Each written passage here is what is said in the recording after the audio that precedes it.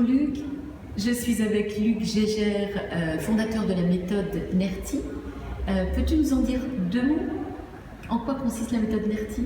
En deux mots, c'est le nettoyage, si tu le souhaites. nettoyage émotionnel rapide de traumatismes inconscients, c'est-à-dire que c'est une façon de libérer les réactions émotionnelles anormales qu'on a intervenues, qui viennent de traumatismes dont on n'a pas conscience, traumatismes inconscients, et qui nous font réagir d'une façon anormale et en général incontrôlable.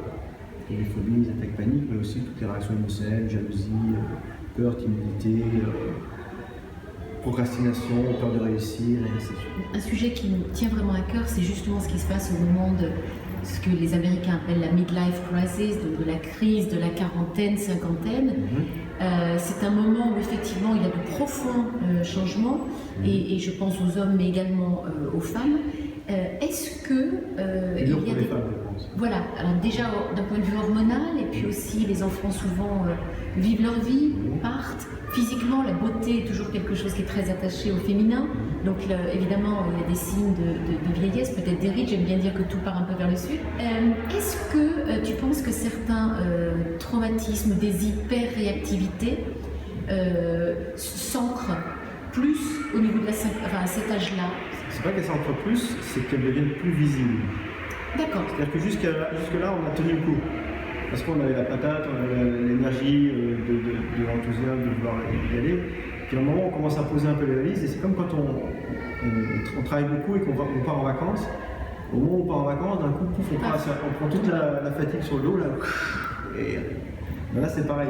C'est-à-dire qu'au moment où on commence un peu à ralentir un peu le rythme, à prendre un peu plus l'écoute de soi, et là on se rend compte de toutes les souffrances, de tout ce qui se passe à l'intérieur, de toutes les choses qu'on a écartées pendant des années, et qui d'un coup arrivent. Alors c'est en même temps une difficulté, mais en même temps c'est une chance, parce que c'est la chance de pouvoir les régler vraiment, et de pouvoir vivre ensuite une deuxième vie, parce qu'en fait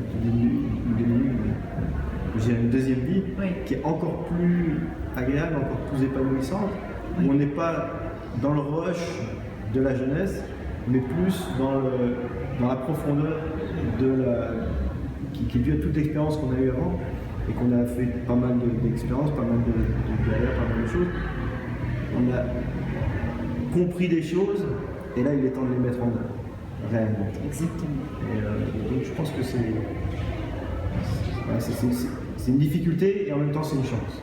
Comme dit un ami que nous connaissons tous les deux, Jeff, qui dit nos pépins sur nos pépites. C'est exactement ça, et c'est encore plus valable dans cette crise du milieu de vie. En tout cas, merci beaucoup Luc, ces mots qui me touchent profondément. Merci de ce partage.